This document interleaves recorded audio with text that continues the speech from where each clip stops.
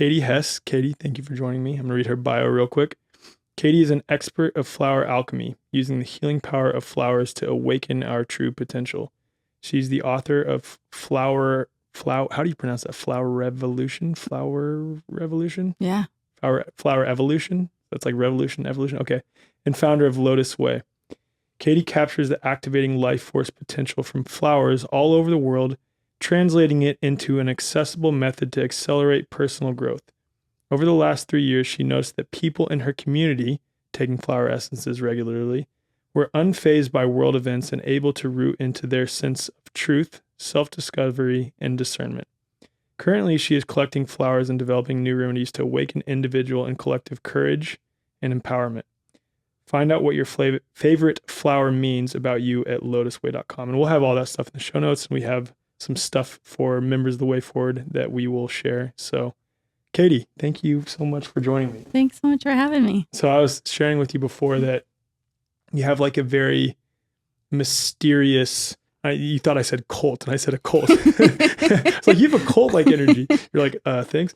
Mysterious, occult, like, I don't know how to describe it. It's like there's just a lot of mystery in the energy that you carry in a good way. And I think it makes sense because there's a lot of mystery in plants, at least from my perspective. And of course, you've developed a really intimate relationship with plants. So maybe it's not very mysterious to you, which is why you say you haven't heard that before. But how did you get started doing what you do? Let's start there. I ran into an indigenous woman in Mexico who handed me a flyer, and I read the flyer and I was like, whoa, this is really cool. There's an expert coming from Spain teaching about flower remedies. So I went to see him in Mexico City, and he taught me two things. One was every flower on the planet affects us spiritually, emotionally, mentally. I thought that was cool. And then the second thing was that if 3% of the world's population were actively working with this type of antidote, that it would change the future of the planet. And I got super excited about that because I had been searching my whole life for some sort of like spiritual direction. I was searching for my tribe, like I remember you grew up in the Midwest. Yeah. I was in a small town. At the time I was 7 years old in the Upper Peninsula of Michigan in a tiny town on the lake. And I was like trying to do astral projection so I could get... As a 7-year-old? Yes. Like every night I would just try to project out of my body so I could go find the people that I needed to meet. Like people like you. Did you have any concept of astral projection, or were you just like, no, I can take my body out of here and go look somewhere else? I read about it and I was like, oh, that's okay. it. I'm going to try what that were your parents every night. Like? Were they inclined in this direction? Like, I guess my experience growing up in the Midwest is there's a lot of evangelical and other types of Christians. So is that what you were typically around? For the most part, yeah. But my mom gave me this really interesting book that had that information in it. And I thought, okay, this is how I'm going to find my people. Wow, at age 7. It just didn't work though. Yeah. So fast forward, that really resonated, the 3%. And then I came back to the US and I was like, I'm going to bring the flower essences. And it was in 2001. So wow. Yoga wasn't cool. Meditation wasn't cool. And really gave me time to develop myself and really walk my talk and develop the craft and put in the 50,000 hours of, working with people individually, collecting flowers before I even thought about coming out with something that I could scale. Mm. So when you learned the healing power or just the power itself of flower essences, was there any direct experience that you had that made you think, oh my goodness, these things are incredible? Yeah, actually, I was struggling with a health condition or, had gone to the doctor and they said, you have this. And this is something that is like a precancerous growth and this could turn into cancer. And so at the time I was studying all forms of natural medicine because I believed that the root cause was probably emotional or energetic. Mm. And that if I could just locate what that root cause was and uproot it, the physical would go away. And in effect, that's what happened. Wow. And it's from flower essences. You think that sort of sparked the healing process in your body? Did it, how do I want to word this? It's like that specific physical symptom you were dealing with, was it tied to a specific emotion that you could pinpoint, or a specific undealt with trauma that you could pinpoint? Or is it kind of general? I mean, I think I could if I thought about it. I don't necessarily think it's important to like really figure it out, but sure. Yeah, there's a sense of, I mean, I would call it maybe similar in any type of physical condition where it's a red flag and there is some part of you that is out of alignment. And so it's just looking at where's that misalignment and how do I realign back?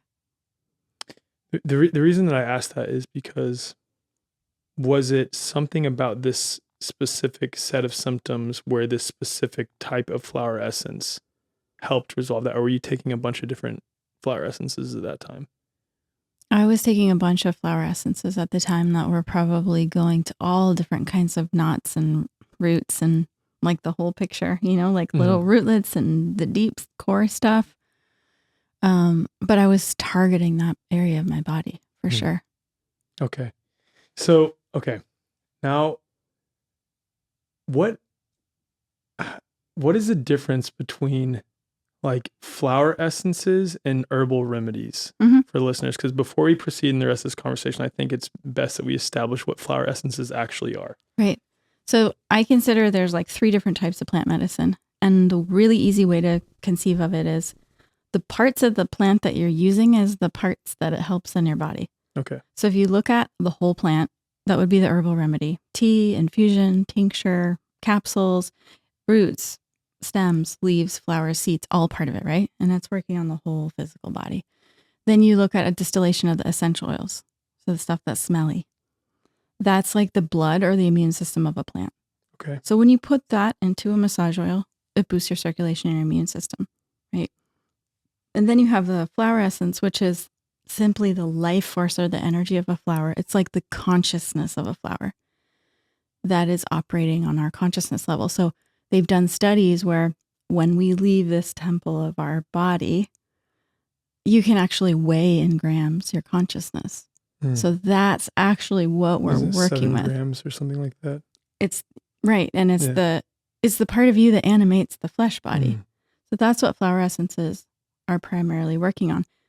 So, and that's like very subtle medicine. In energy medicine, we'd say your body is the screen, and then all your ethereal and energy bodies are the projector. So if something lands in your physical body, it's just a red flag to go back and look at the emotions, something metaphysical. Right. Yeah. And if something is manifested in the physical body, you don't want to just rely on flower essences alone. Then you want the herbs, right? You want the more physical remedy to partner with whatever the root cause remedy is. Did you have an affinity for homeopathy when you had already, or when you begun looking into flower essences, or was this something that you've discovered over time, how it relates directly? I mean, it relates to a lot of things. It relates to The Secret Life of Plants, Fada Austin's work, Masaru Emoto's work, Gerald Pollack. There's so many threads that my head goes on when thinking about the implications of flower remedies. But let's start with homeopathy, how it relates to homeopathy. I did not really understand homeopathy when I met flower essences. Probably lucky. I probably would have taken that direction and just studied homeopathy. Flower essences are super similar to homeopathy, but it's from from the living plants. They're very simpatico. They get along really well. And they're a very similar form of remedy, slightly different in how they operate too. How do you make them? It's called a solar infusion process. Okay. It's super simple. Can you share? Yeah. So the light from the sun is like a catalyst. It's a driver. It drives the energy out of the plants into water. Water's like a recording device, right? And some people, that could seem woo-woo to some people, but when you look at like, well, how does the magnetic tape on a cassette work? Or how does the rainbow stuff on the back of a DVD work or record player? Like nobody really knows, So like, It's not that far of a stretch that water can hold 44,000 pieces of information in a cluster, right? Water is a recording device. Then you add alcohol. Alcohol is a preservative.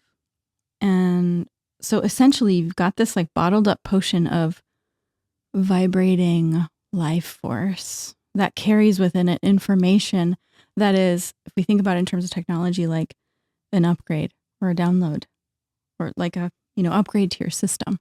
When you put that in your body or on your body, your body and its innate intelligence knows where to take it. It also knows how to magnify it. So if one of the things they never teach us in science class is that there's a giant crystal in the middle of our head, which is our pineal gland. And as human beings, we are like these giant walking crystals in the sense that we can take in information and energy and magnify it. So if somebody walked in the room now and they were like super angry, you and I can magnify that energy. Or if they walk in and they're super joyful, we can also magnify that energy. So in a sense, when you bring in these flower essences, it's a partner, it's a marriage. It isn't like the flower essences are doing something to me. Right. It's like your innate intelligence and the innate intelligence of the plant work together to harmonize and magnify your potential. Okay. That makes sense. And when you talk about water storing memory being woo, I don't think so at all anymore. I think like Gerald Pollack and Gilbert Ling and other people have sort of shown this empirically in a lab setting that water has all of these incredible properties that we're just on the precipice of something huge when it comes to water research. Right. And I think a lot of people in the holistic health space, as I've shared with you, I'm dealing with my own healing situation right now. And I am 100% certain that these physical symptoms that I'm experiencing are related to something emotional. So what is it about us that flowers themselves are so potent in helping us resolve that energetic? Or I guess, what is it about flowers that helps us as human beings resolve those sort of metaphysical, emotional ailments, if you will? Part of it is the fact that flowers are incredibly pure, super pristine. Like there isn't a wrong, bad, angry, ugly flower, right? Or maybe there's an ugly flower. There's maybe some an ugly pretty flower, gnarly looking flowers, but but they're still cool, right? They're still cool though, right. So if you think of it in terms of like there is floral or botanical Wi-Fi, and the flowers or the plants or the trees are like the antenna. We are not on a rock flying through space, right? We can agree that the Earth is 4.5 billion years old. There is a sentience there. Right. There is a living quality, right? So that wisdom comes through in various forms through the antenna, which are the flowers and plants. Essentially, what it's doing for us is when you introduce it into your system, it's doing a lot of things. But when you, like, let's say you choose to take birth, you have a family lineage, right? So we are operating with inside each of the DNA and each of the cells, we have a cellular memory. We carry up to 6 to 8 generations back in our family lineage. So the good, the bad, the ugly, the beautiful, all the stuff, right? That, we have a thought, we think it's unique, but actually it's what our great-great-grandfather thought. So one of the things that these remedies are doing is turning down the volume on the things that are simply lineage and turning up the volume on our true nature. There's like a separation between us and our family. We can appreciate it, but it doesn't have to become us. And then there are a whole slew of experiences that we have in this life. None of us, or very, very few of us, actually see reality as it is, right? We see through all these filters. All of our projections, emotional trauma, et cetera, experiences. Yeah.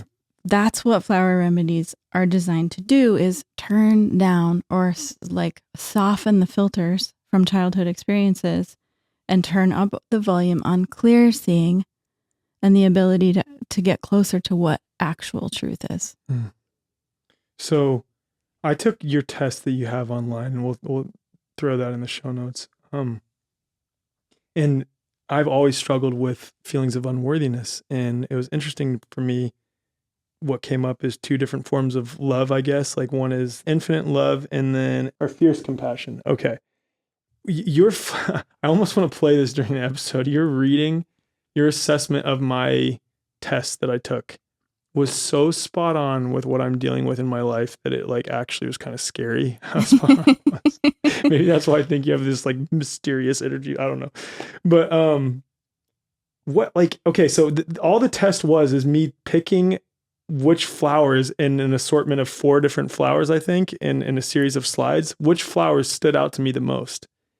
And so is this a process of us already having that intuitive understanding of which plant or which flower is best for us, and that's the pairing that you talked about? 5,000,000%. Okay, 5,000,000%. You know exactly what you need. Yeah. And you speak that language. Yeah. We all do. We just forget. What is that language? I mean, it's so cool because we can trust our senses. It's like what our eyes are drawn to, that's what we need. What smells good to us, that's what we need. What tastes good to us, that's what we need. Like we're designed to move towards what heals us. Mm-hmm. How cool is that? I mean, it's super cool. It's just,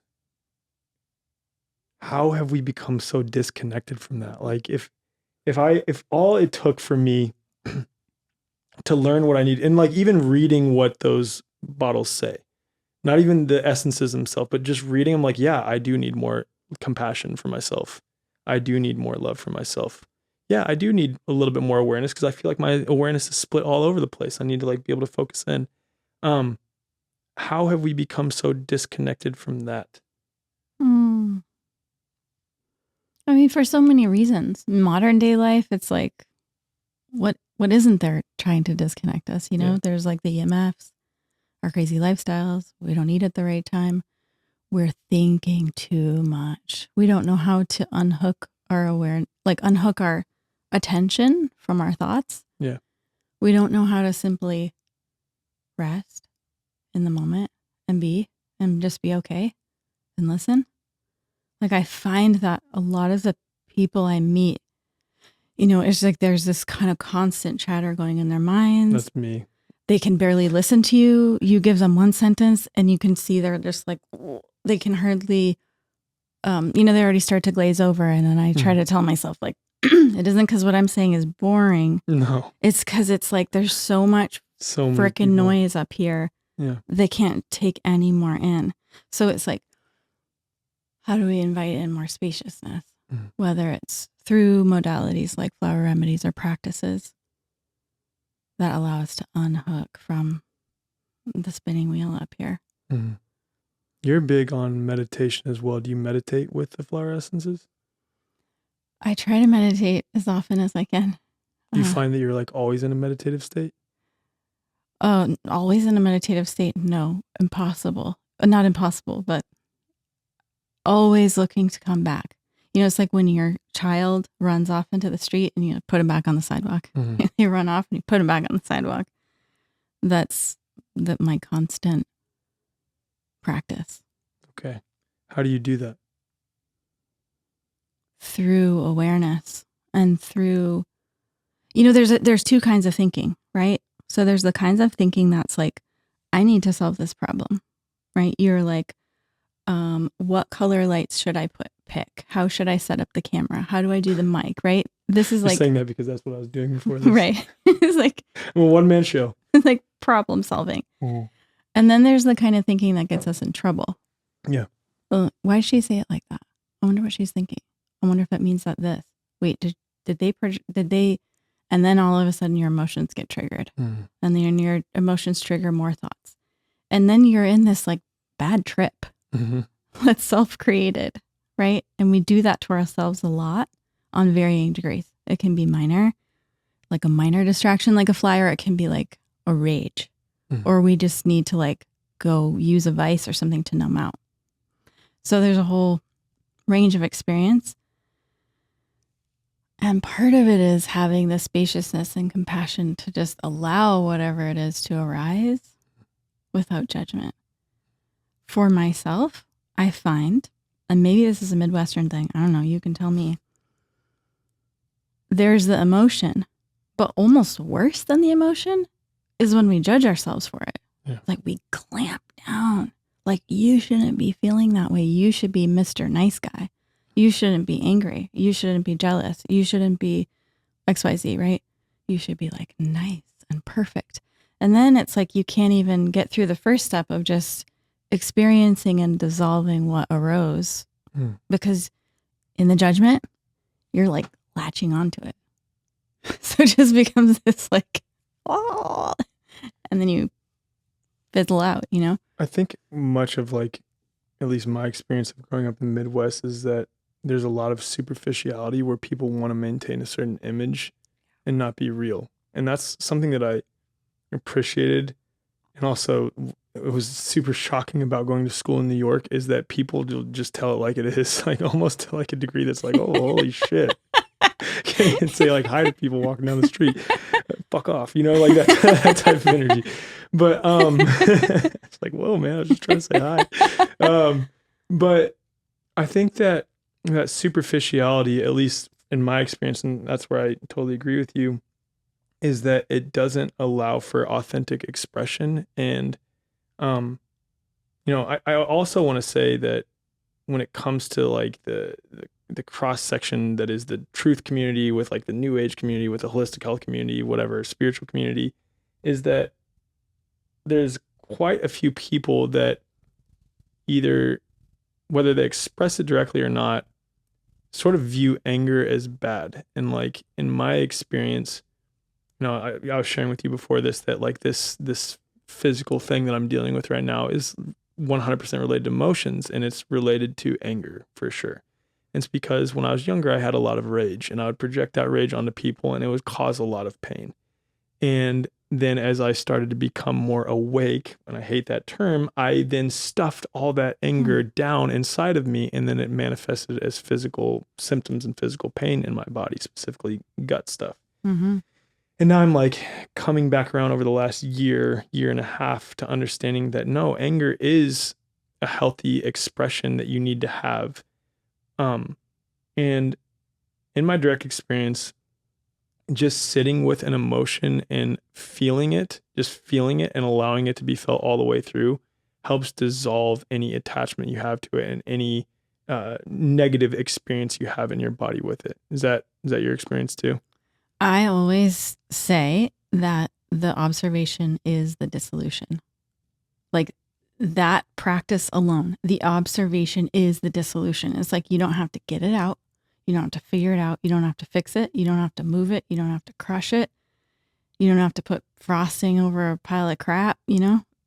Just looking at it. And sometimes it takes time. Like I remember when I first started my spiritual practices, I would actually track in a book rage. Really? If I, something would happen, because I was doing specific practices to elicit some kind of purification. And I knew, man, if I did this particular practice in the morning, by the afternoon, I'd be like off the handle about something. And so I would track in a book how long it took me to like really let that anger go. And sometimes it would take like 4 or 5 days. Like my roommate would say something and it would just like burn in there, like resentment for like 5 days. And I tracked it, and over time it was 4 days, and then 3 days, and 2 days, and 1 day, and hours, and hour, and minutes, So I can say from experience, it does actually dissolve and change. It does actually permanently shift. And that being said, how many years later, it was like 20 some years ago, I started doing those practices. I still have anger that is unexpressed, that's stuck in the body. I had a chiropractor friend. He's an old school AK guy, Tom Roselle. And he was like, oh, you got anger. And it's interesting because, sometimes you just feel angry. Like something will happen and you want to project a story onto it. Like, oh, I'm angry because of this. Might not be. You're just angry, right? I think a lot of mine stems from something previous. Like the situation that is happening may like slightly trigger an angry response, but it's an anger that was already inside of me. Right. Yeah. And probably from a very, very young age for some reason, right? And not to blame childhood experiences, not to blame parents, not at all. It's more just like to understand why that is arising.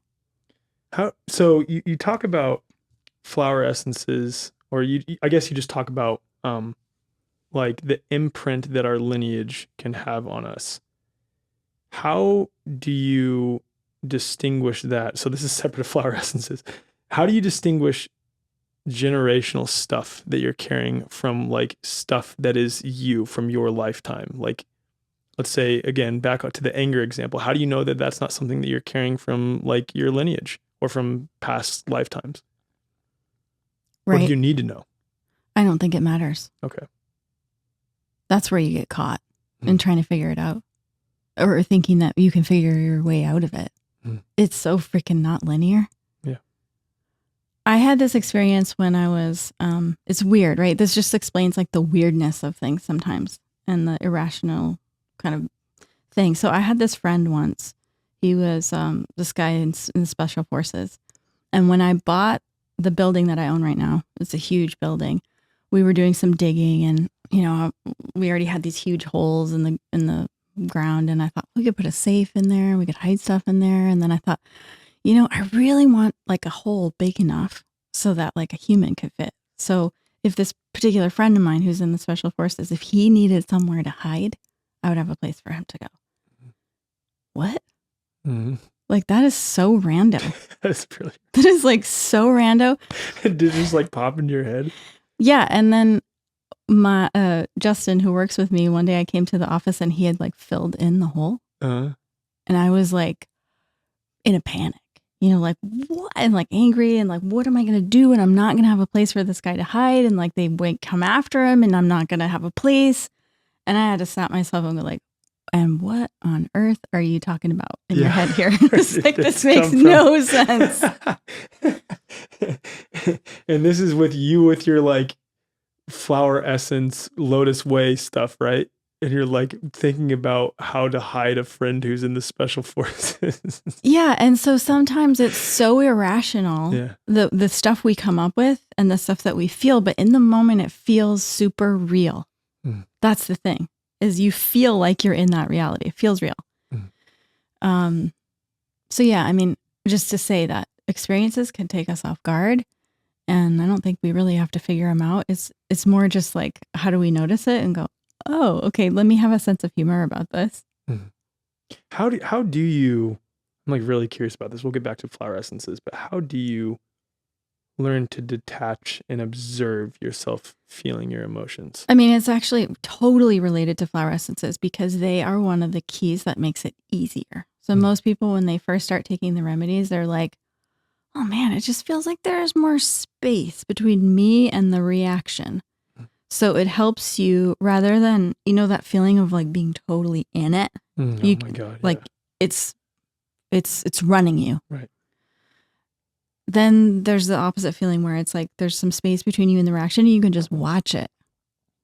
So flower remedies can help you become the observer more so that you have just enough space to go like, oh, that's interesting. I'm doing that thing.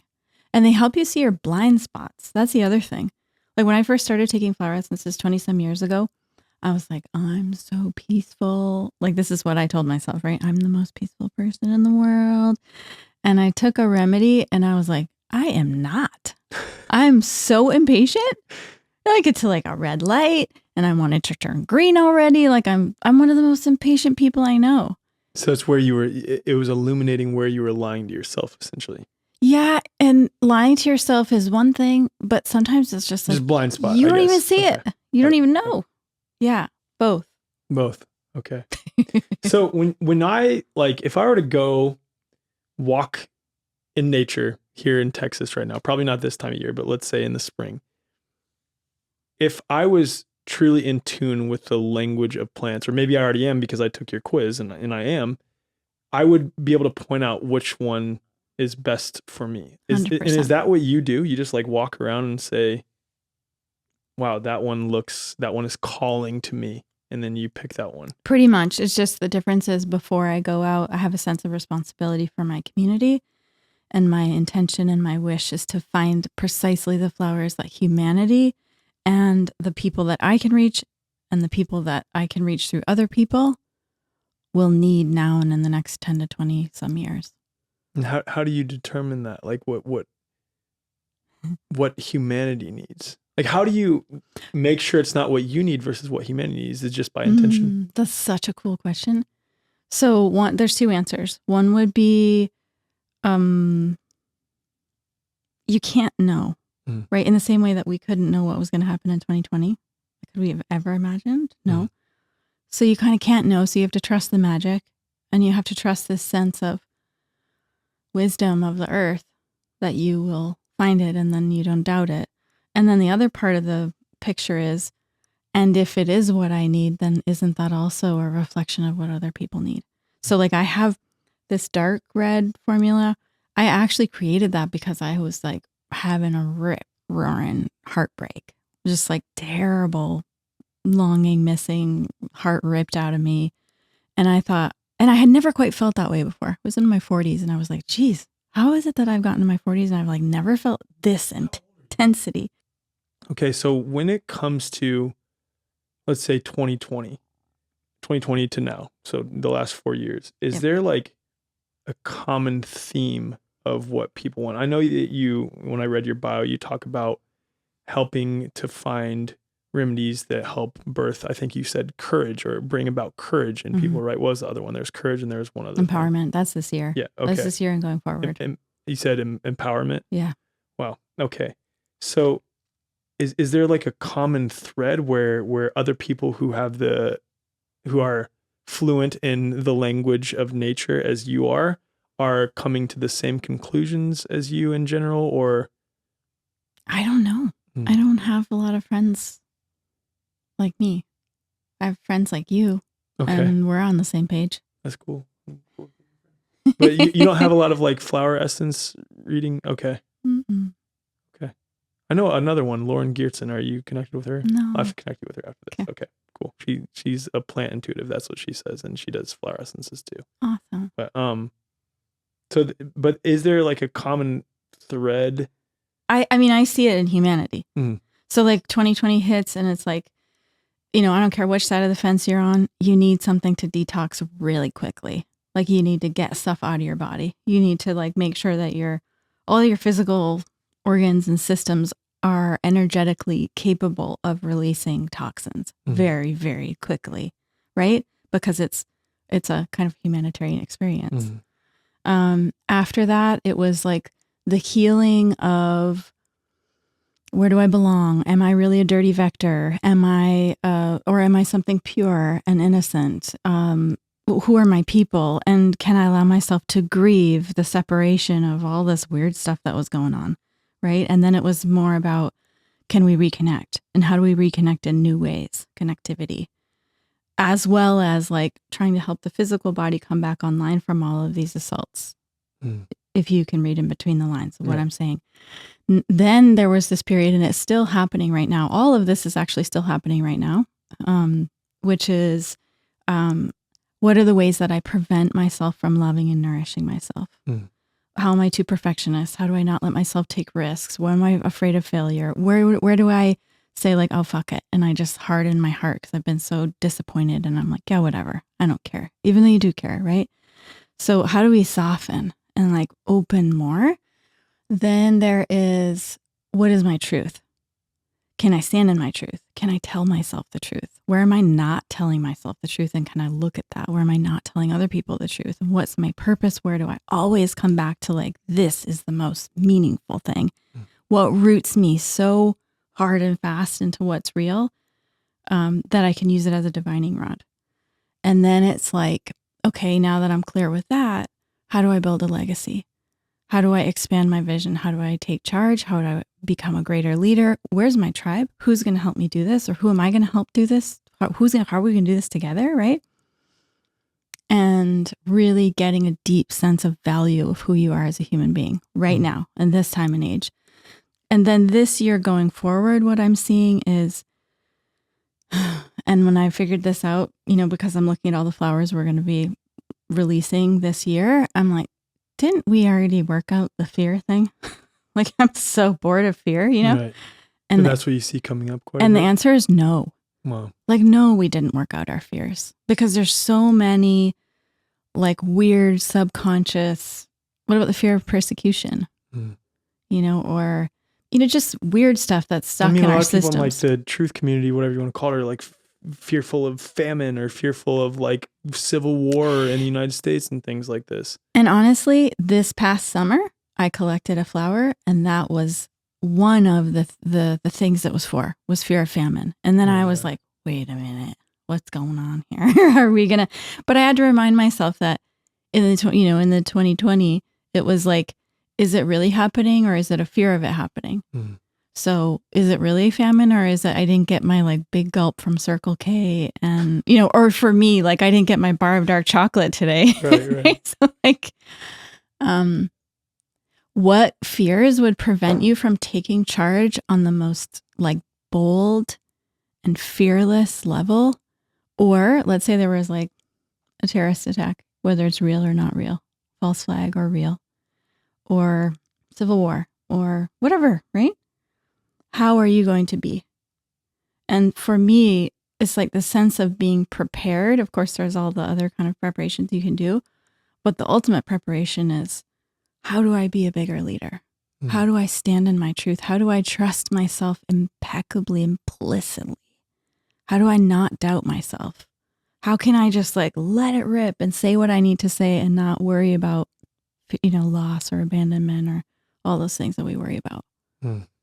I feel like 2020 to 2024, I think what you said is so perceptive in that fear is not gone. And I think it's just illuminating the deep, deep, deep fears for us now. Like that's what I feel with 2024. I mean, I look at this healing crisis I'm going through now as the sort of last leg of me having to deal with some of my darkest wounds that I've experienced in my life. And it's all a big blessing and a gift though.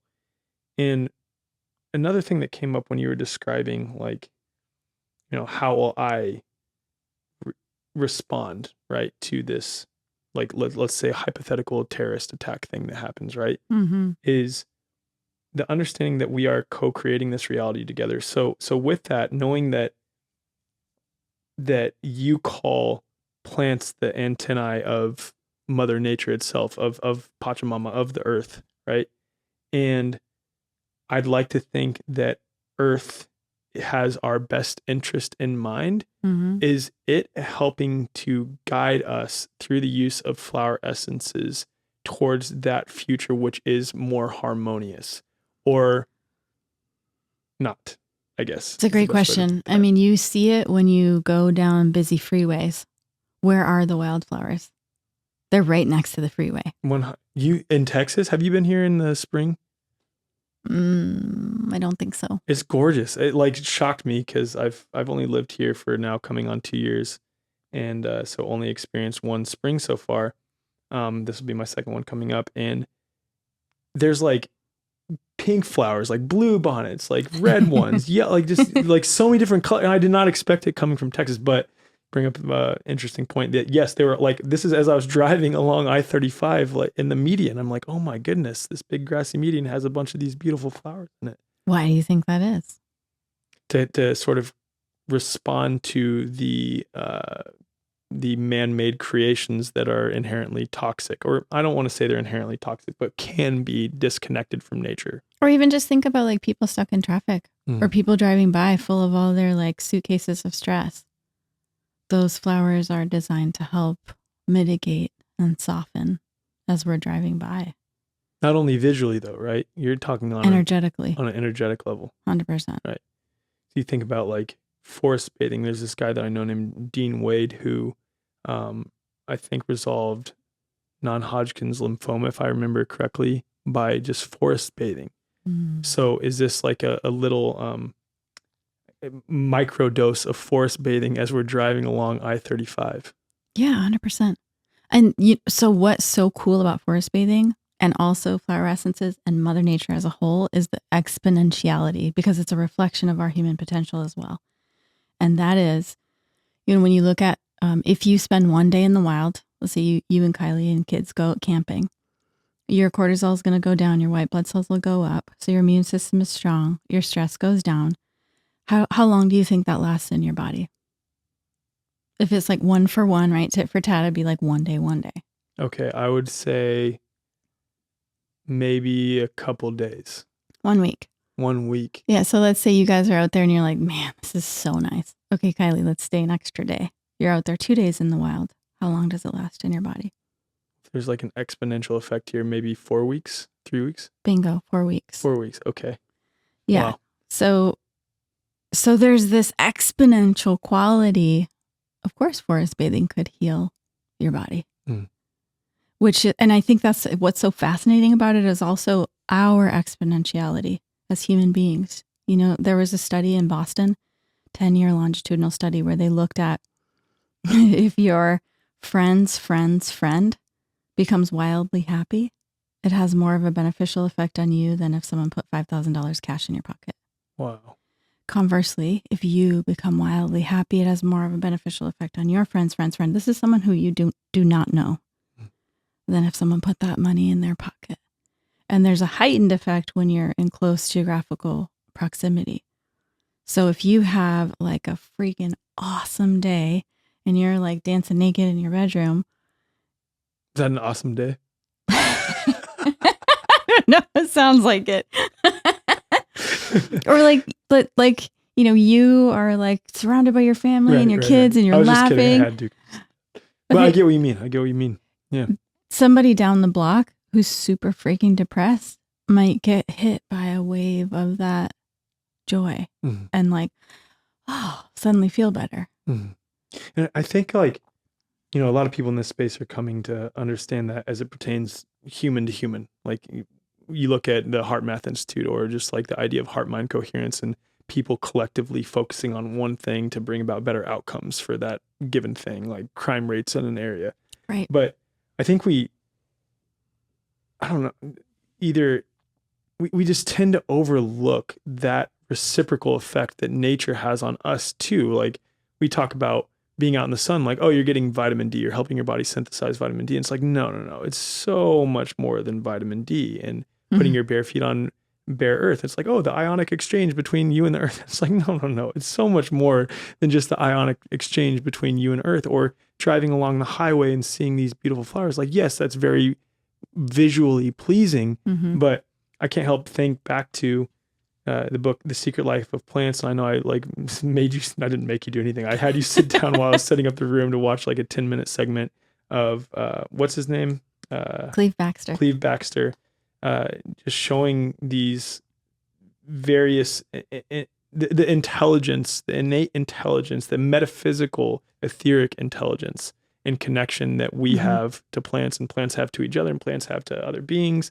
Like even in that video, he showed that plants would respond even if they're completely separate of these, I think these shrimp that were like poured into boiling water based on some random algorithm that would randomly do it. The plants would respond when hooked up to a lie detector test. They would actually show some sort of vulnerability and shock and emotion related to that experience. And some of the other experiences where they established that plants would, like houseplants would start expressing certain things based on the thought from their owner that they were going to come home. And then they would hook that up to electrodes to a garage door opener, and the plant, based on the just feeling that the owner was coming home, based on the owner's thought, would help open the garage door. But kind of like rambling on here, but it's just like so cool as it relates to our communal relationship with plants that I think is ever present, that we just, with the creation of our own mind, feel disconnected from. You know, you walk out the door and how many of us are actually aware of the plants around us? And, you know, Cleve Baxter was a CIA polygraph expert, and it blew his mind. Like the first time was when he thought about getting some matches and lighting a leaf on fire. He didn't even have matches in his hand. He didn't light it on fire. He actually didn't. But even just the thought of him doing that, the plant registered suffering. And that's what started all those experiments, right? He was just tripped out by that. One of my favorite ones that, I don't know if they put in that video, he had a colleague who they were going to do a surprise birthday party for.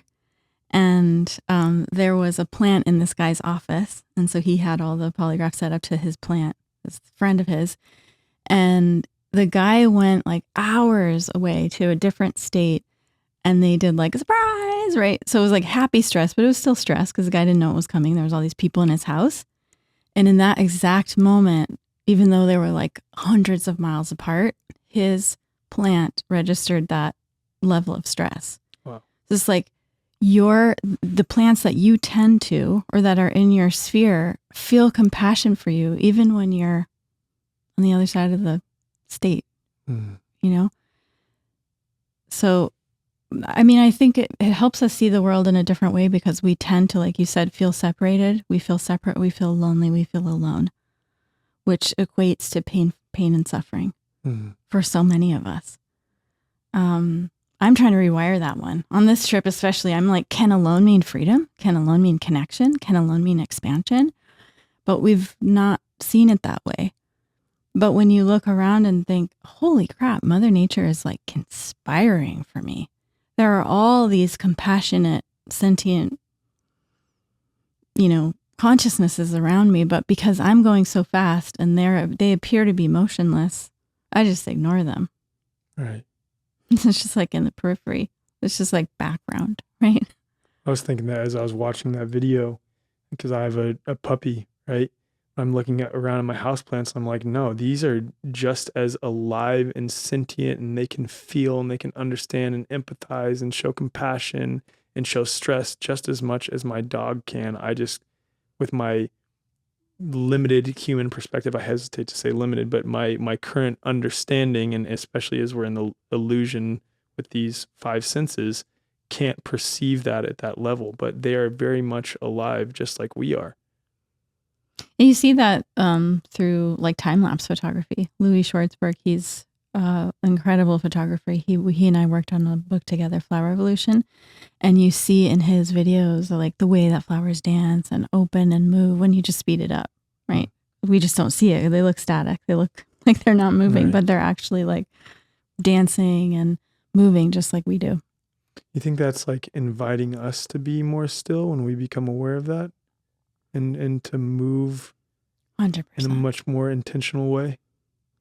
Yes. And also develop a different form of listening.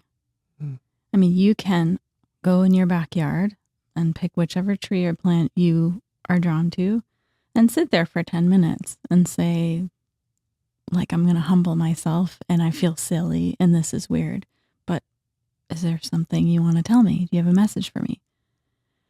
And oftentimes it can be surprising what will pop into your mind, almost like you're sitting down with your best friend and your best friend's got some advice for you. And that might sound crazy, but shit, like, what else do we want to do? Get on pharmaceuticals? Right. Go get drunk? Like, there's no other better. It's like if we could develop the more attunement to soft and subtle, I think we'd find that we are happier.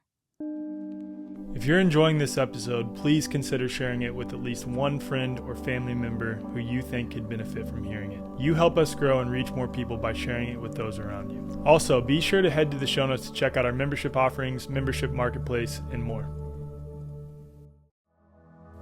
We all know that Big Ag is poisoning our food supply, and Big Pharma's so-called medicine is straight up poison. What most people aren't aware of, though, is that most supplements are also filled with artificial sweeteners, dyes, GMOs, glyphosate, and a host of other toxic ingredients, even many of the more natural supplements. My good buddy James Benefico dedicated his life to crafting the world's cleanest, most nutritious organic supplements after a pre-workout energy drink caused heart palpitations so severe that he almost landed up in the ER. Organic Muscle was born, revolutionizing sports nutrition by using exclusively non-GMO ingredients from USDA organic farms. Since then, tens of thousands of people, including myself, have leveled up their fitness and their health with Organic Muscle's award-winning natural pre-workout. There's no jitters, no heart palpitations, no itchy skin, just nourishing organic food and herb-based ingredients for clean, sustained energy, strength, endurance, and recovery. Numerous studies have shown that Tonka Ali is the most effective herb in the world for naturally boosting testosterone levels. And we know that testosterone levels are depleting all over the world because of what's put in the food supply, what we're exposed to, Organic Muscle has the world's first fully organic Tonkat Ali supplement. I only support and promote things that I actually use, and I can say I legitimately use Organic Muscle products. Use code FORWARD15 at checkout for 15% off at organicmuscle.com. Okay, so you said something there about pharmaceuticals that sort of sparked a thought in me, just related to pharmaceuticals in general. From my understanding, they're typically just trying to mimic the healing properties of herbs or maybe even flower essences, but they're almost like stripping the actual energetic essence away from the plant itself. And that's where it's like so frustrating that so many, because it's rare today that people aren't on any pharmaceuticals. Like if you were to go to a checkup at a doctor by age like 35, they would be shocked that you're not on any pharmaceutical products. And it's like, we have the powerful healing modalities right here in nature itself. And I think about like in dandelions, they pop up in our manicured lawns and we look at them as a weed, but I feel like that's nature calling out to us like, no, you need to cleanse your liver because you're not cleansing properly and you're spraying all these toxic substances all over your yard. And I sort of look at it as nature calling out to us to turn back to it and become more intimate with it. But you're right. Yeah. Mother Nature will always put in your backyard exactly the remedies that you need. And Americans need dandelion root. You want to know what the flower essence is for? What is it? Relaxing neck and shoulder tension. Like what American doesn't have that? Literally every one of them. Right. Like every single American. Meanwhile, we're trying to like obliterate them from the lawns. Yeah, and sometimes, you'll have something grow up in your backyard, like a kind of an accident or a mistake. It's not a mistake. It's something very particularly for you. It's a gift. Yeah. Pharmaceuticals, on the other hand, it's kind of like when you look at like a standardized extract, right? One plant, and this is talking about herbal remedies, not flower remedies, but there'll be like hundreds of constituents. And then to standardize it, they just like pump up one constituent, the driver of one particular activity. But you have it's so much more complex than that. It's like all these other supportive mechanisms that are working holistically with your body. It's kind of like, when people say flowers have energy and then you put that in your body, like that sounds crazy. And then I tell them about like the cell phone. Like, how does your cell phone work, right? And when you were a kid, if somebody had said, you're going to have this box, it's going to emit these invisible waves, you can't see it, but all the pieces of information of your life that are the most important to you, the pictures of your kids, the videos, your text, your poetry, your music, your podcasts, your videos, everything that means something to you is now riding like a magic carpet on invisible waves through space. And there's so much complexity to that. And then traveling great distances, we have no freaking idea how that works. Really? Do we? No clue. And what's so crazy about that is that we know that that's a thing, and then somehow we look at connections like in terms of overlapping, let's say the human biofield, right? Like all of us have an actual measurable and observable biofield, our aura that surrounds our body, which is an electromagnetic field. We look at that and we're like, no, that's woo-woo. That's woo-woo. But it's like we have technology that human beings created, probably based off the technology that is inherent to us, of which we still don't fully understand. Right. And we look at that like, yep, that makes sense. Like I can send this 1.5 hour long video, upload it, and it takes like 20 minutes and send it to someone who lives, my podcast editor lives in the Pacific Northwest. Like we look at that and like, oh yeah, of course. But when it comes to us, we completely overlook it. Right. And then meanwhile, you have like all the, internet underneath our feet, the mushroom network and the like mycelial network that's like, pumping energy all over, and plants are sharing information with each other. Yeah, and we're the same way. But we have this system, unfortunately, that likes to isolate things out and say it's just this one thing and pull one thread out of a whole giant big picture. And I think that's where we get into trouble. Yeah.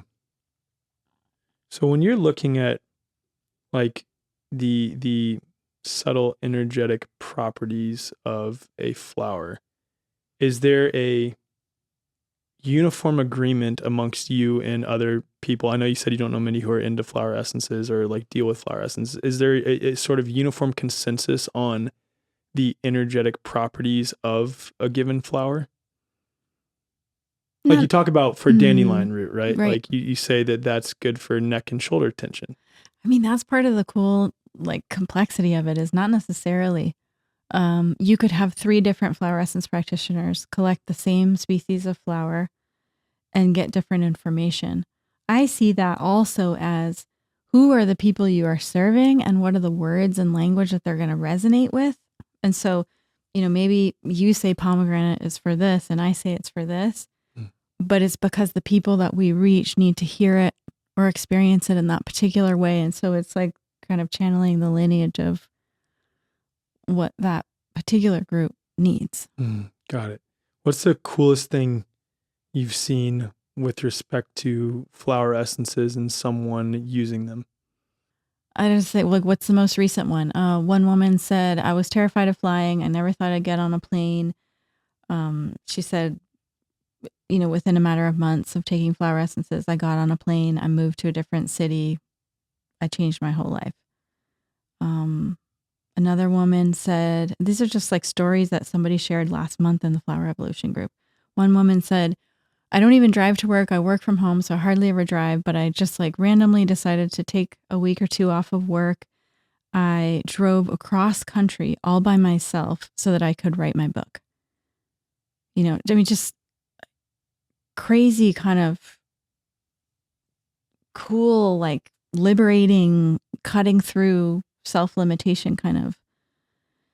It improves relationships. It helps people sleep. One really cool thing is that friend of mine who I was telling you about who's in the special forces.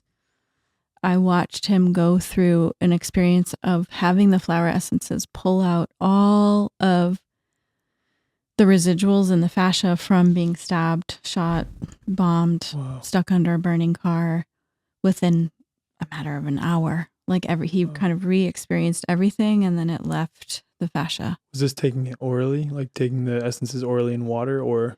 It was interesting. He came in for a massage, and my friend Lisa, who She's your chocolate lady, right? She's the chocolate lady, yeah. She grabbed whatever flower elixir we had on the shelf. She didn't even look at it. Which one did she give him? You're not really supposed to give people orchids like right off the bat. She just grabbed those known to be more potent? They're pretty strong. Why is that? They're not growing in the earth. They're like growing off of air. Is that really true about orchids? Mm-hmm. What do you mean? I mean, they have a symbiotic relationship with whatever tree or whatever they're on, but their roots aren't in the earth. Whoa! So would that mean that like their energy is more 5th, 6th, and 7th chakra, if we're gonna align it based on that, and less like 1 to 2, like earthy and more etheric and like, up there, out there type of energy? Yeah, it's an interesting way to think about it. And there are orchids that grow on the ground too, but the orchids in general are really powerful. So she grabs this elixir off the shelf, and it's one from Costa Rica that is for fear of persecution.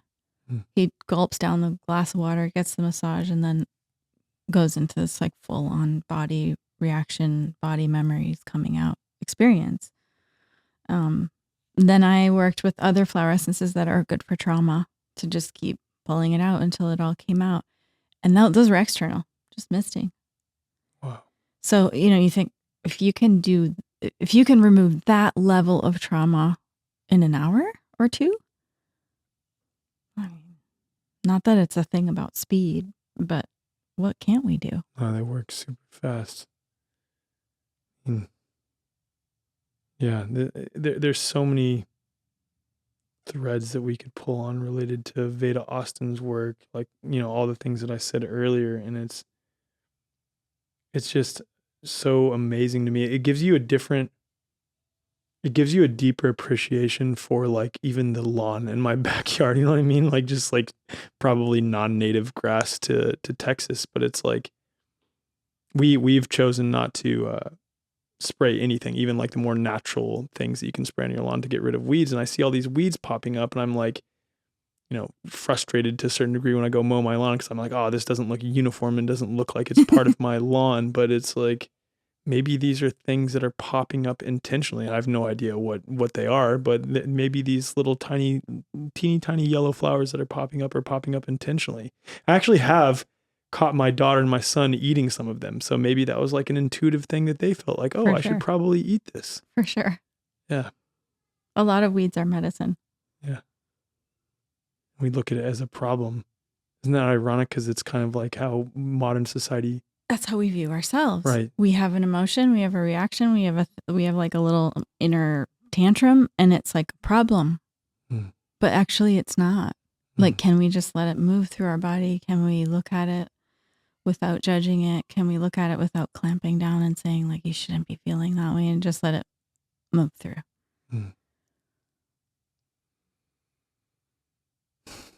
Yeah. It's like those little subtle things are the medicine. And there's so many layers and spirals and stuff, but you do see improvement. You do see, I mean, from working with flower remedies for 20 some years and thousands of people over time, like people's physical appearance changes. Talk about changes, epigenetics, right? I mean, if I showed you before and after pictures, you can see it in 3 weeks. Like, they look like completely different people.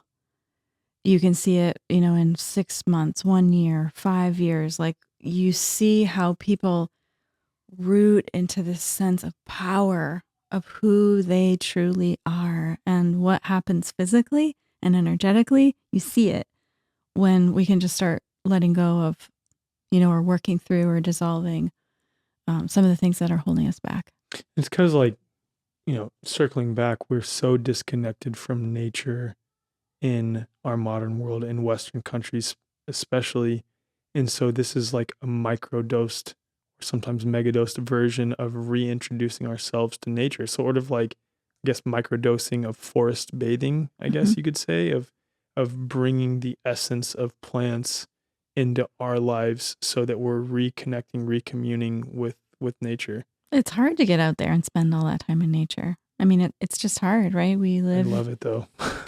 And the more you can get out in nature, or the more you can get in your garden, the more that it helps you. But if you're a person like me, who's an entrepreneur and I'm on my computer a lot, this is the next best way, like you said, to bring it in. Mm-hmm. Do you feel that when you're on technology more, there's a certain type of flower essence that is calling out to you more? I mean, there's one particular flower that we just started putting in all of our remedies a few years ago because of all of us being on tech so often. Wow. And so it's in every one of them. Now it is. Wow. Originally it was only in our energy formula. And Lisa was like, why do you have this flower? Like, she just like didn't want it at all. She was like, we always do the quiz, right? We'd be at farmers markets. Nobody ever picks that flower. Like, it's like, no one picks it. Why do you have it? It was so funny. Until we went to Japan, and this was post Fukushima. Every single person we asked to do the quiz in Tokyo picked that flower. No way. And they were saying that there were like trace amounts of radiation in the water table at the time, So then I was like, oh, interesting. It's kind of like when you're just a little bit ahead of your time and you don't really understand why you make the choices you do. And then later it starts to make sense. And then fast forward a couple of years when people really started using smartphones, everybody was picking that flower. Wow. We were oversaturated. Which flower was it? It's white yarrow. White yarrow is like unsurpassed at helping your body access deeper levels of energy when you're confronted with EMFs and all types of radiation. Wow. And is that known in, like, quote, the scientific, or let's say even the alternative scientific community, or is it just like, no, you found this and it's shown itself to be very clear given the Fukushima situation and the situation of us being exposed to it more in the last 4 years? I would say in the flower essence world, it's widely understood that is the yarrow's superpower. Wow. Herbally, you give it to kids when they have fevers. There's a lot of functions for it herbally. But yeah, isn't that cool? That's so cool. There's a flower for something like that. Yeah, it's so cool. Yeah. Let me ask this. Is there trends like that? I know there's trends in terms of the sentiments that are sort of coming through, the desire for more courage and more empowerment amongst mankind. But Is there trends similar to that you see across populations of people in terms of the quiz that they take over time? God, there's so many ways to answer that. One is, what are we ready to see in the moment, right? If someone has never taken flower essences before, it's kind of like resilience of what you're able to sit with, right? Or let's say they haven't done meditation practices or breathing and they're just, just kind of getting in their toe into it. We can talk about like, can you sleep or not? Do you feel joy or not? Are you stressed or not? That's a completely different conversation than when you're more stabilized and resilient and able to talk about, are you afraid of someone you love dying?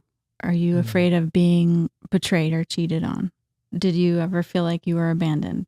How's your relationship? Like all those things. Those are not like things that we necessarily want to talk about when we first meet people. So there's like layers of what we can make space for inside of ourselves and be okay with looking at and working with. You could look at it in terms of, where do people live, right? So people in San Francisco, let's say, they have an excess of wood and water. So they get like too damp. So sometimes if you've got a friend in that area, it's like you want to hang out and at the last minute they're like, no, I'm just going to stay home because I can't get out because it's too like waterlogged, right? So they need flower essences that are like fire, that are going to like get them into action. Whereas where I'm from in the desert, there is no water and wood. It's all like air and fire and earth. So we need things that are more nourishing, that slow us down a little bit. So, New York, everywhere you look, there's a different need based on the population, the collective consciousness, and the elements. Then the other cool thing is, where we collect flowers, different parts of the planet have different themes, let's say. Like all the flowers we collected from Costa Rica are all about like weird, irrational, subconscious fears, different flavors. If you go to Iceland, it's like all the ways you can be like curious and wondrous and like a child. If you go to Southeast Asia, it's like prolific abundance, money making, expansive, quick growth. It's like depending on where you are, It makes sense because like that's why I didn't want to interrupt. I wanted to let you finish. That relates to like irrational fears as it relates to Costa Rica. Like how many Westerners, like a shit ton, how many Westerners have moved to Costa Rica because they're fearful of what's going to happen in their country, as an example, right? Or Iceland, like playful. How many people talk about how that looks like another world? If there's any spot on the earth that looks like a totally different world, it would be Iceland. Right. It's interesting. Isn't that is it? Really interesting. Yeah. Yeah. And the fact that when you take a vacation, let's say, or you take a trip somewhere, that it's not necessarily arbitrary. It's the same thing as like you move towards the flower that's going to benefit you, heal you the most. You move towards a physical location that has the anchored in life force energies that you want to magnify inside of yourself. God. Like, for example, okay, real quick, close your eyes and go back to a time in your childhood when you played around plants or flowers or trees. See if you can find a favorite.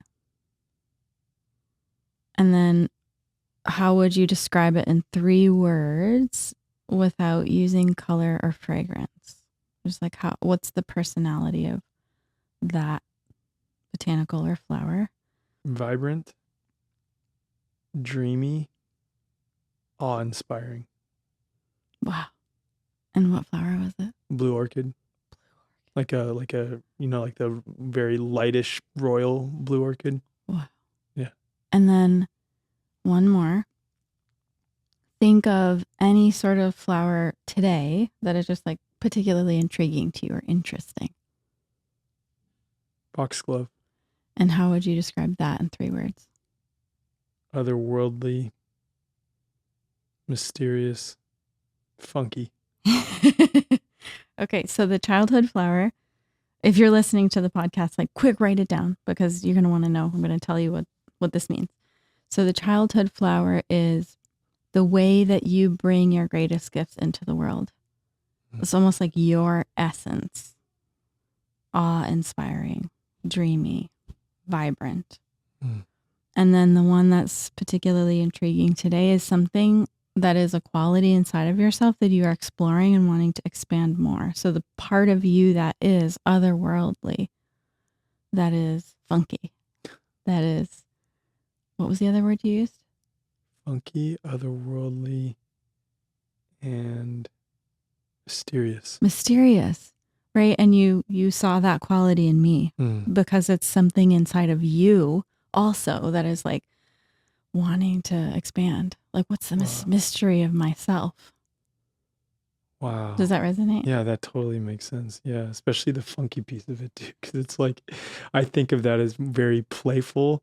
Because I look at a foxglove and I'm like, wow, like God, consciousness, source, whatever created that. Like, what was it or he or whatever thinking when you made that? Like, that is such a funky looking flower, and I know there's other funkier ones, but yeah, I think of it as like playful, just like creative expression, and like not being so rigid. And I mean, I majored in systems engineering at West Point, was in the army, and like all these like very like rigid cookie cutter like box things, and I think that I'm wanting to invite more play into my life, and I've always been a playful guy, but especially over the last 4 years, I've taken on the persona of like, oh, I'm a podcaster who talks about health and consciousness and things like this, and I'm like, no, I'm a playful dude who also likes playing basketball and DJing and snowboarding and joking around, and yeah, I think that makes total sense.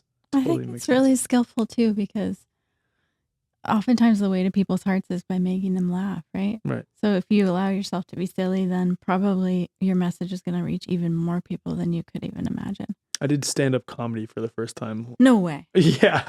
When? At Anarchapulco, this event that I just spoke at. Serious? I literally felt inside of me to just do stand-up comedy. And I did, and I crushed it. I made a bunch of people laugh, and I was like, what the hell did I just do? I just did stand-up comedy.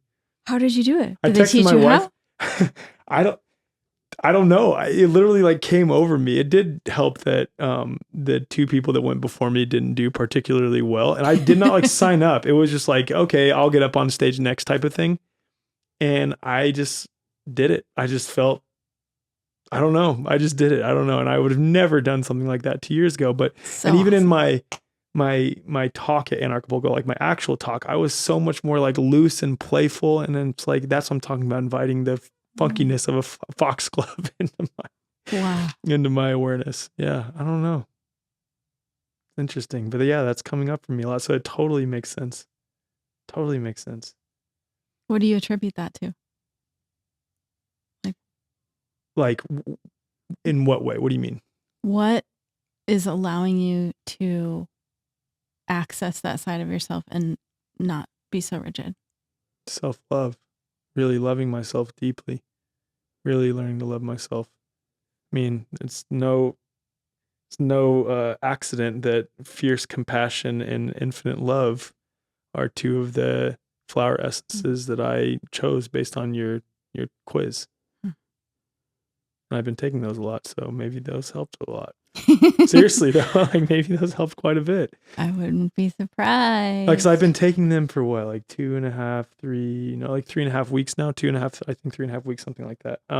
But definitely since I've been at Anarchapulco or when I went to Anarchapulco and I did stand-up comedy, and I like felt so in my body more than I have in a long time. I was just going to say, if you're also taking that blue one, the luscious embodiment, it's like letting your like wild and crazy and like all parts of you come out. Well, I was pouring all of those in my water in Anarchapulco, so keep it going. I want to see more stand-up comedy. Yeah, I know. I can't believe I did that. Like, looking back, I was like, what the heck? When you talk about the plants communicating with you, like communing with nature, and just like these plants calling out to you, and you know that plant is the correct plant to make an essence out of, how does that feel in your body? Is it a subtle like actual voice inside of you, or is it just a thought that pops into your head? Is it a feeling inside of you that you attribute to a certain emotion and thought? How does that work? Everything and all the above, and every time it's different. The first major flower essence collection trip I went on was in Canada. And on that trip, I was in the alpine forest. I didn't know anything about the flowers. And I just did my meditation practice and did prayers like, please help me find what I need to find. And it was the animals that showed me the way. And I have never to this day had that happen again. Wow. Like, it was like 2 different pathways to take, and this big black bear comes out of the woods. And I'm like, okay, I let him cross. And then I said, I'm going to take the path, that he just crossed. And then I kept walking, and there was a butterfly that swirled around and landed on a flower.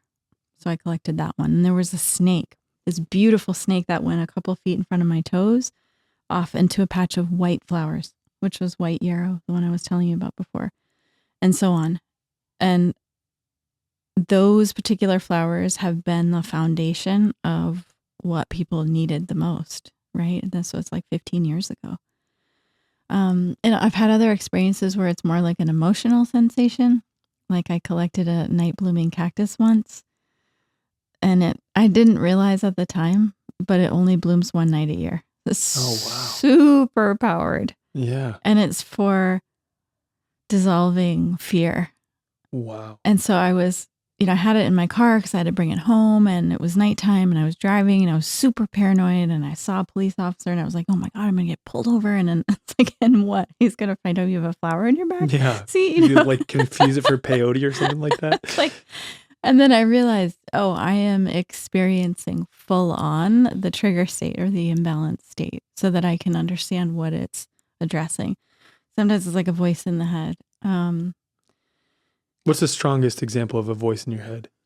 I mean, it's almost like a thought, right? And that's why it takes so long to develop trust in it, because you just think you're crazy and you're making shit up. It takes a long time to really trust that the information you're getting is legit. But it's like a voice. It's like your own thoughts, Are you a particularly analytical person? You don't seem like that way. You seem very intuitive naturally. Like you seem to trust this more than this. Not that like one is worse than the other, but the reason I'm asking that is people who have a strong tendency to be overly analytical, in my experience, are those who end up second guessing everything.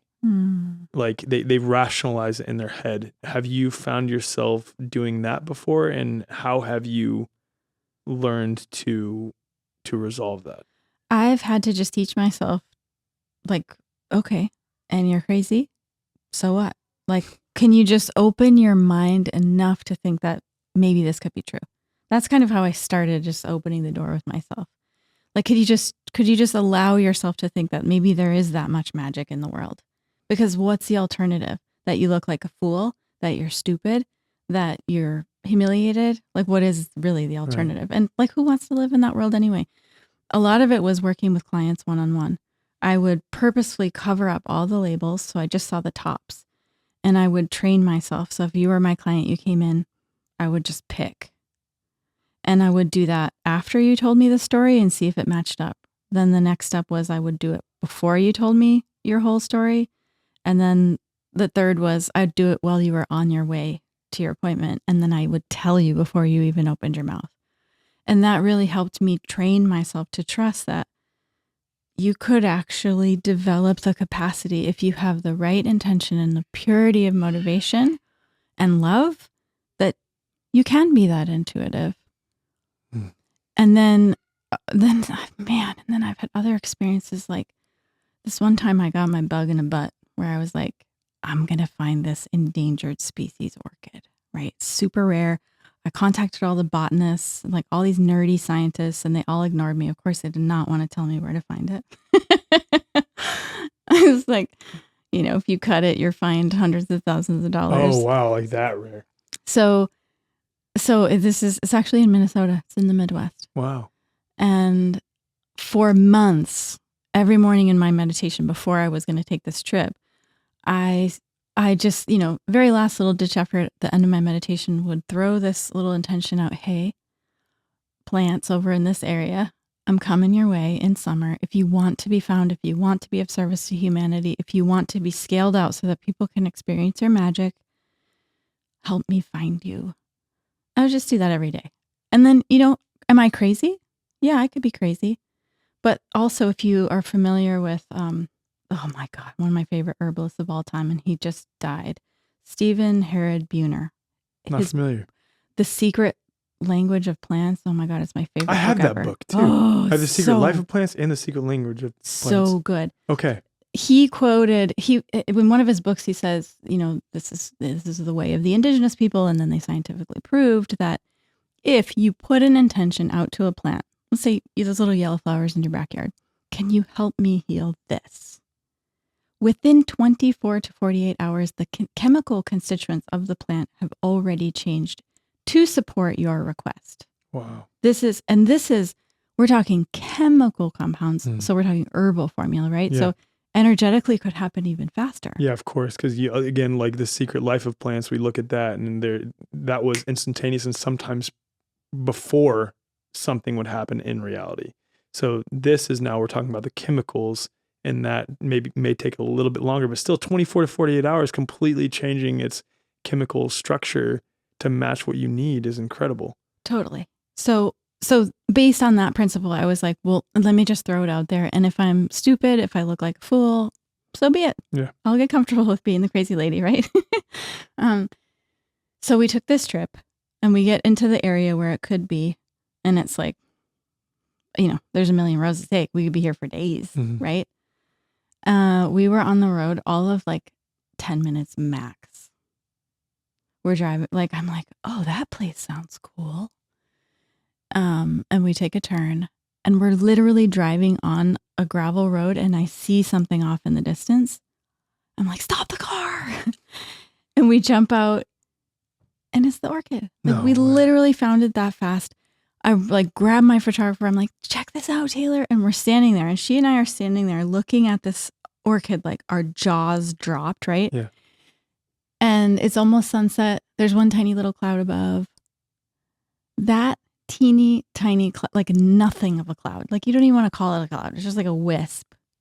It rumbled thunder, and in that moment it was like my whole body was like, oh my fucking god, this place just welcomed us.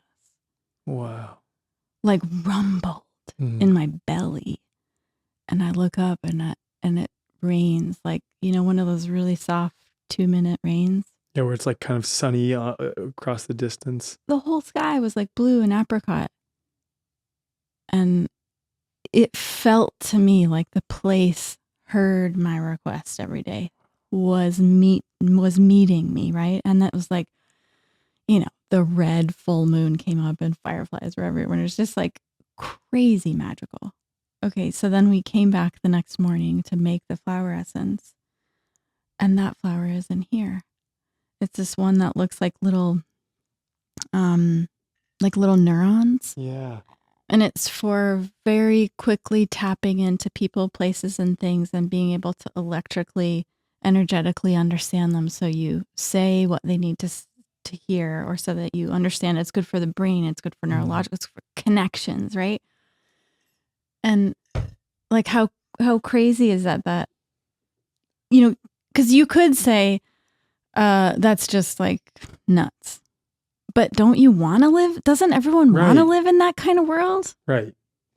I mean, like, I won't say who, but I witnessed a kid read blindfolded the other day and play catch blindfolded. And then like I put the blindfold on and I could not do any of that. So it's like, there's no tricks here. But even so, my mind was still trying to rationalize how this could make sense in a physical context. And it's like, this is not a physical thing.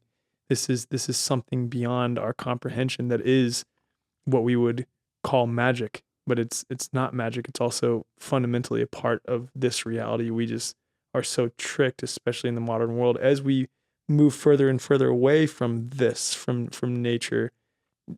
We're not understanding that that's the true essence of who we are. You can make a request to go out into your backyard or the nature places that are close to you. You can voice your concerns or whatever you're worried about, or the physical or emotional thing that's tripping you up, and you can ask for help. And then you can collect those flowers. If they're not, you can soak them in water, put them in the sunlight for a few hours. If you know for sure that they're not poisonous, you can drink it or put it in your bath water or dump it over your head. What do we have to lose? So cool. So cool. Okay, so let's end with you sharing some of the things that you do with Lotus Way. Where did you get the name Lotus Way, by the way? We kind of made it up. Lotus Really is cool. Lotus grows in the mud. So like Uh-huh. nasty, dirty, stinky, right? And there's the lotus effect, which like no speck of dust can rest on the petal or the leaf. So it's the symbolism of, we use all the crap from modern life to become who we really are. Mm. And way means transformative action for the benefit of all. So it's like alchemy in the deepest sense. Yeah. The name Lotus Way. And it's like, we all say we want to help, right? We want to benefit the world. And we spend too much time like out, extending ourselves. The idea is that the most powerful way we can impact the world is by transforming ourselves from the inside out. That directly ripples out to all of humanity. That's the most powerful means of transformation that we have right here. Mm. And these help with that. Yeah, it's beautiful. So you do some in-person things too, right? We do events and botanical treatments and private ceremonies, and we partner with a lot of practitioners who offer, flower essences into their experiences of acupuncture, applied kinesiology, other types of healing. We have a 15,000 square foot building in Phoenix called the Self-Arising Nature Center, where you can learn about flower essences and have experiences and healing treatments. That's so cool. Have you ever made a flower essence for like ayahuasca, or would that not even work? You wouldn't want to do that because that's like stripping the context of the plant, but could you do that? 100%. I think it'd be interesting actually, because, it's funny. We like culturally trend wise, we get sort of like focused on a few varieties, and there's over 40,000 flowering species of plants on the planet. But I think it would be interesting. Yeah, it'd be interesting. And then a piece of me is like, no, I don't want to like bastardize it more than like podcasters like me already have. Like everyone sort of is trending on that. And maybe there's something to be said there that people are feeling called to do ayahuasca. But there's so many other varieties, from so many different places. And what do you do about like the pregnant mamas or the kiddos or the elderly? Like this is a form that is not so extreme, and that over time you can awaken without having to, shit your brains out and all that stuff. Throw up everywhere. Yeah. Okay. Well, is there anything else you'd like to share as we close up? I would just say that I'm extremely grateful to you and all of the gifts that you offer.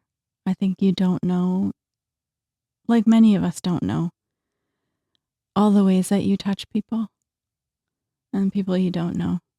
And I just want to verbally let you know that I appreciate so much everything you do, and like how much of your content I consumed before I actually even knew you personally, and then getting to know you. And it's like, oh my God, it's like we've been friends forever.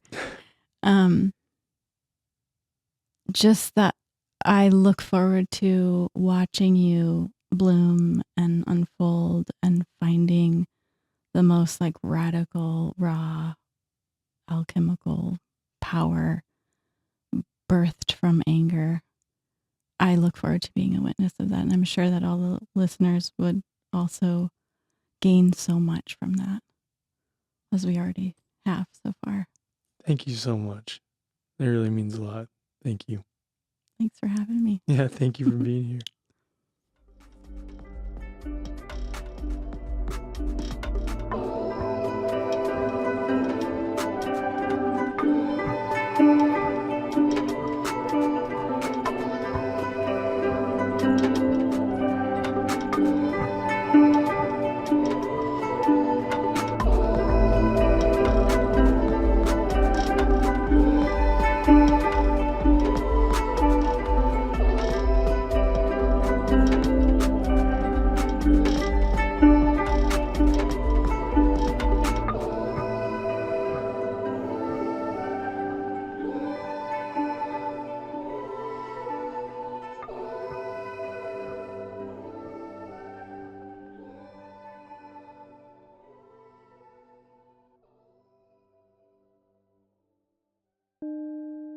So many of us dream of buying some land, growing our own food, and becoming self-sufficient away from a society that's gone completely mad. What if it's easier than we think to make that dream a reality?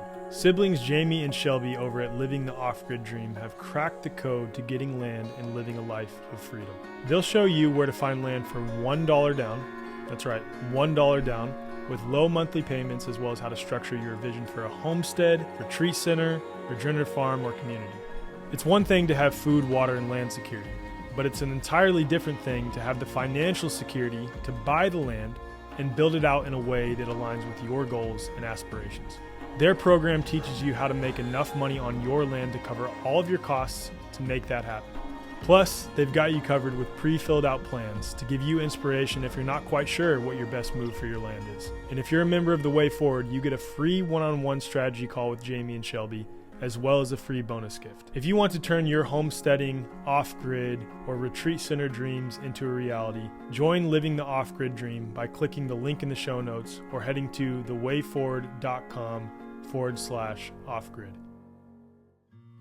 In nearly all cases with modern health systems, you're waiting months for appointments only to spend a mere 10 minutes with a doctor who quickly hands out a generic diagnosis that is likely rooted in a total misunderstanding of health and causes, and then you're offered a one-size-fits-all medication or invasive treatments with unpleasant side effects.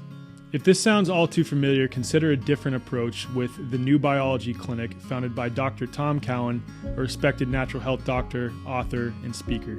Dr. Cowan's holistic perspective on health and wellness and a deep understanding of the true nature of health and disease sets this clinic apart. With the New Biology Clinic, it's not about quick fixes and suppressing symptoms. The practitioners take time to understand your unique story, recognizing that health is unique to the individual and that illnesses have a variety of causes, physically and metaphysically. Members of the New Biology Clinic enjoy a flat monthly fee that includes a range of valuable services like health consults as needed, practitioner-led live streams on diverse health topics, access to a members-only resource library, and multiple live group sessions every month. These sessions cover fitness, breathing integration, biofield tuning, guided meditation, EFT tapping, and much more. Unlike traditional healthcare systems that thrive on frequent visits, prescriptions, treatments, and suppressing symptoms, the New Biology Clinic's motivation is to make you healthy and keep you that way. Visit newbiologyclinic.com to learn more and use code THEWAYFORWARD for $50 off your account activation. If you're a member of The Way Forward, email hello@thewayforward.com to receive $150 off your account activation. Your journey to genuine healing begins here.